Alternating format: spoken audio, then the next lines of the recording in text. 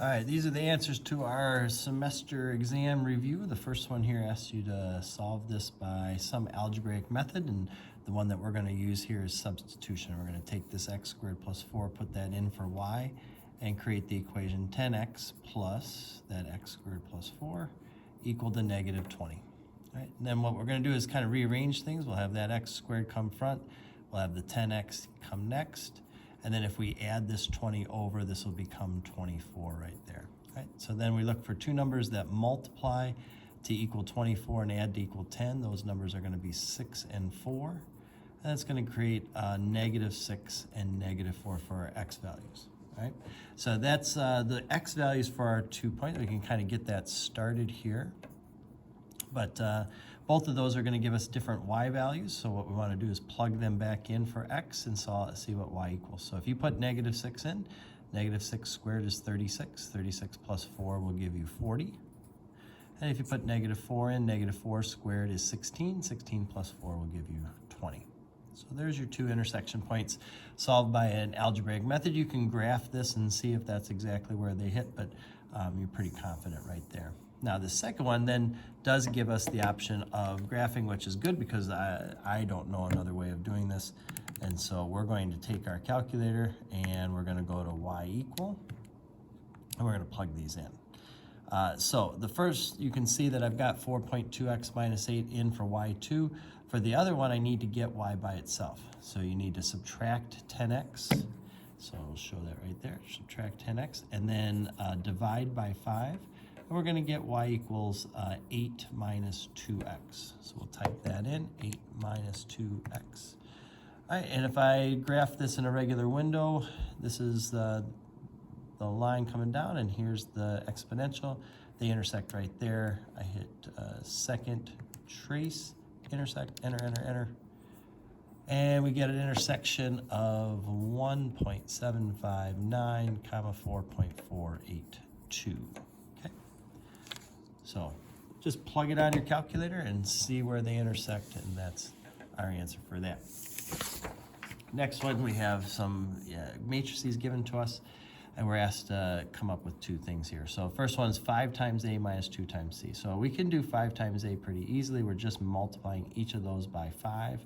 That'll give us 20 minus 50 and 12.5. And then I could multiply these by 2 pretty quickly. That'll give us negative 2, 10, and 28. And then we're subtracting them. Or you could do negative 2 times those and then add them. It doesn't really matter.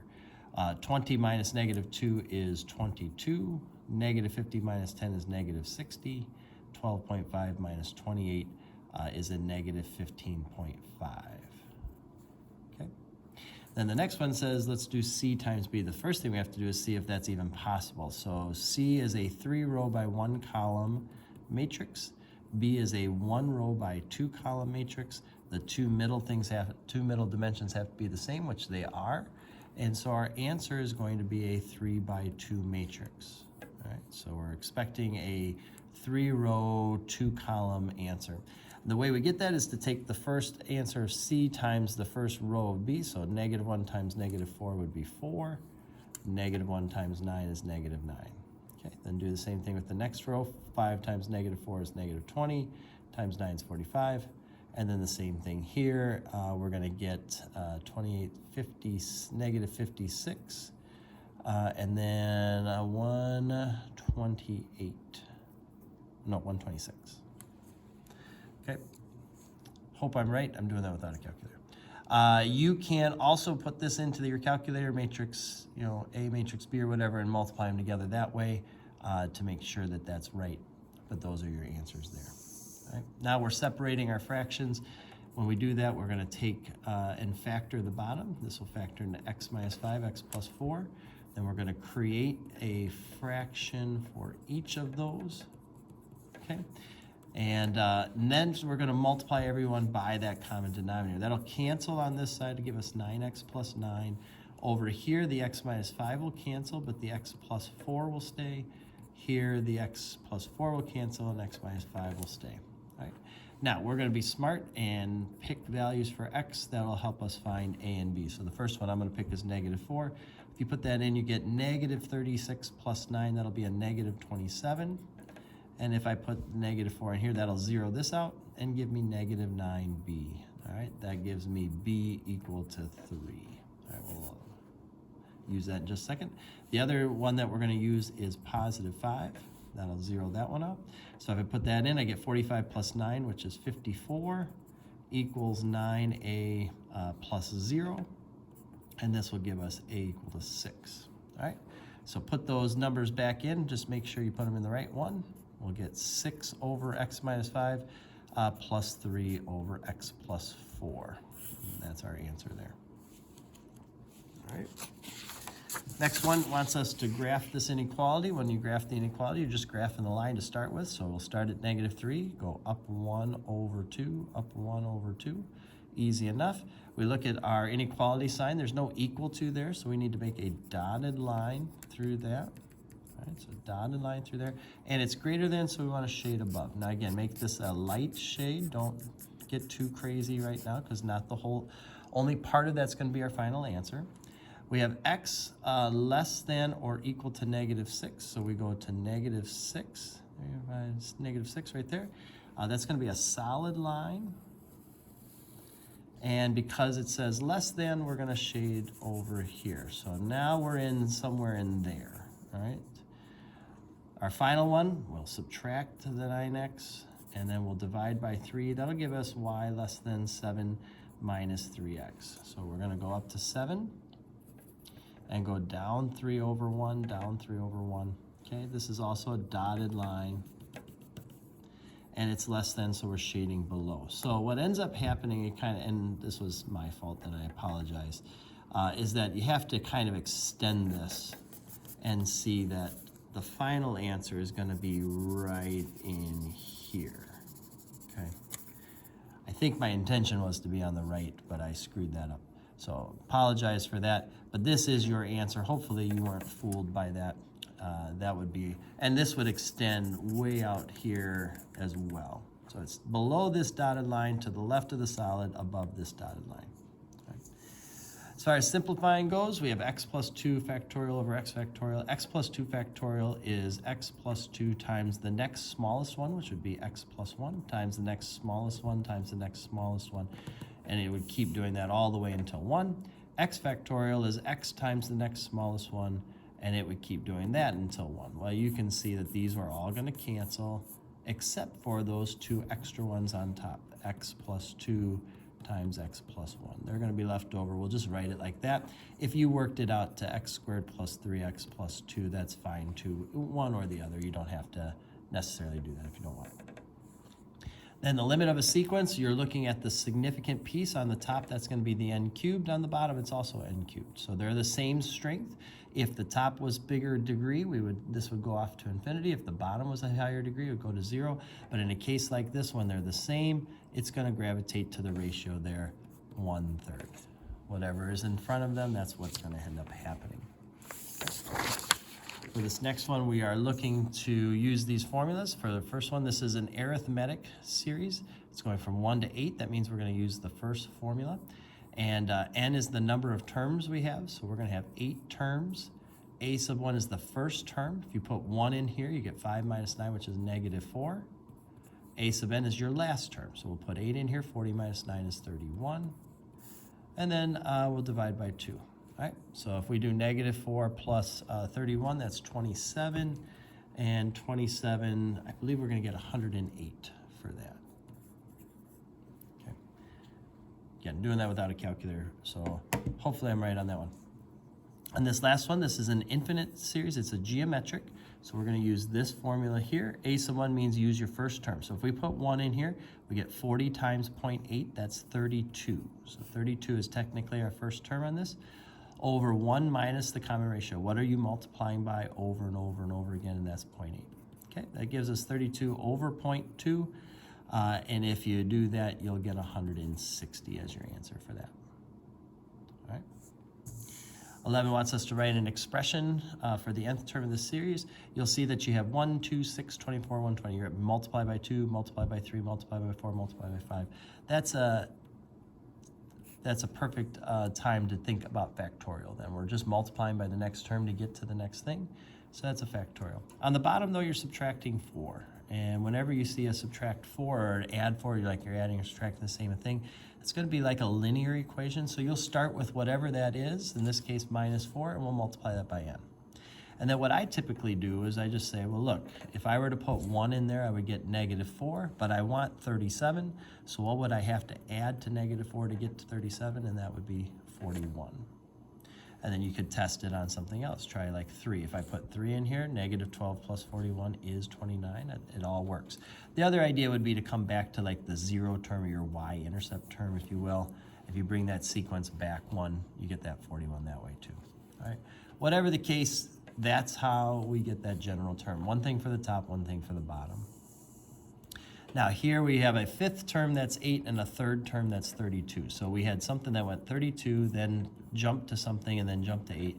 And it's geometric, which means you're multiplying by something, or in this case, maybe thinking like dividing by something to get to here, to get to here. Well, it doesn't take too long to think if I cut this in half, I get 16. If I cut it in half again, I get 8. So really we're multiplying by 1/2 here, right? That's our thing.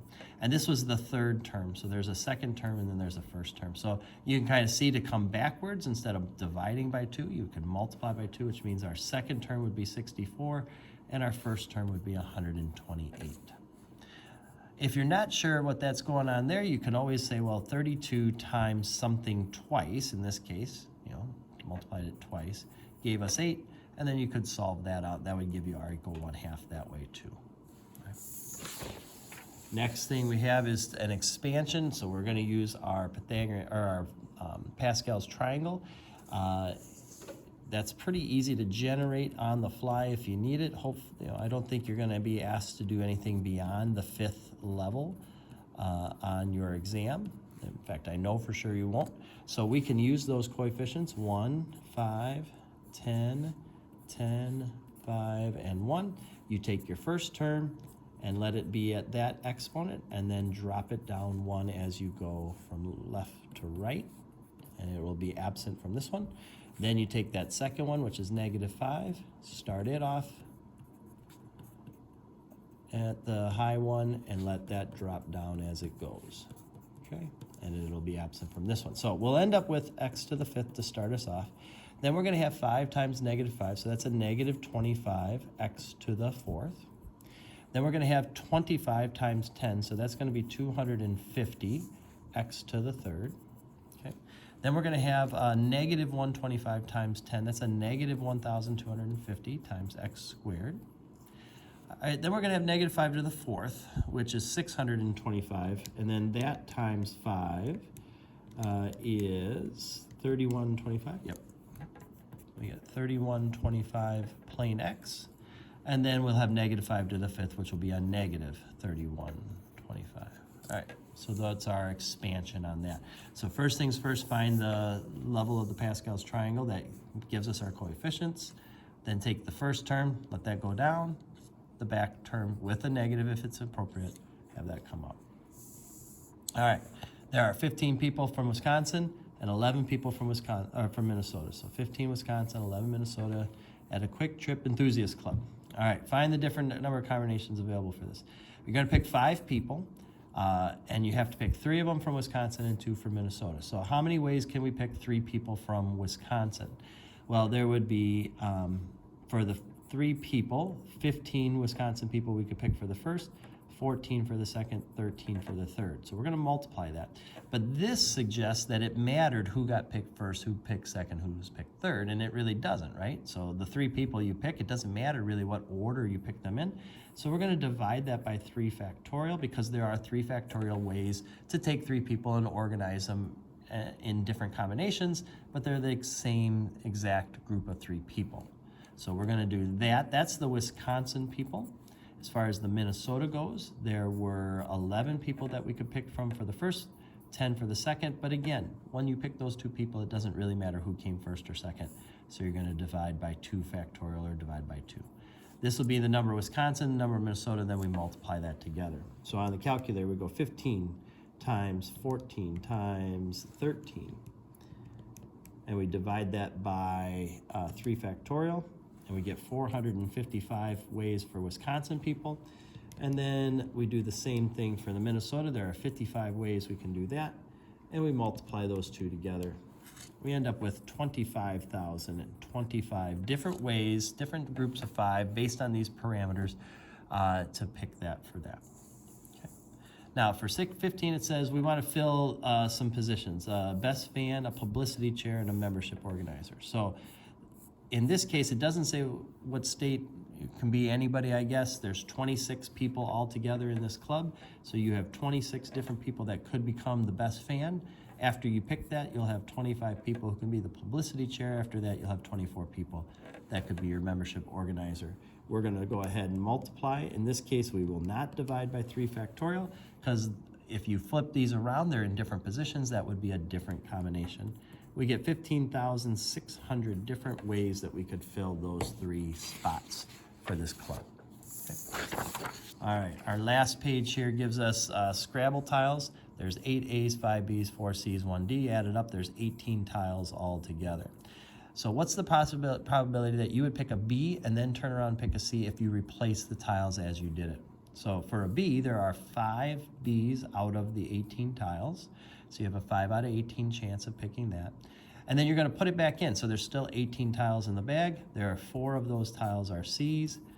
So you'll have a 4 out of 18 chance on the second one. Multiply that together and we're gonna get 20, just a second here.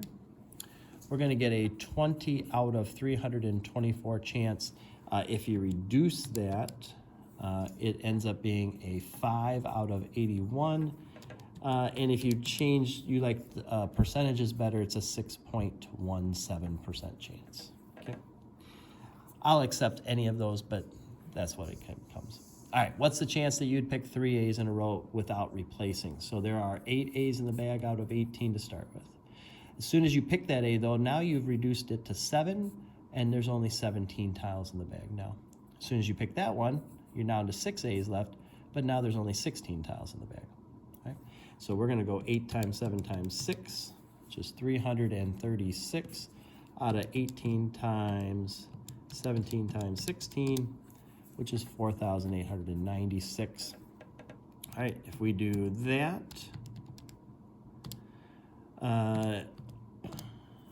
it reduces to 7 out of 102, which is a 6.86% chance. So you have a slightly bigger chance of doing that actually than part number 16. But that's how we calculate that.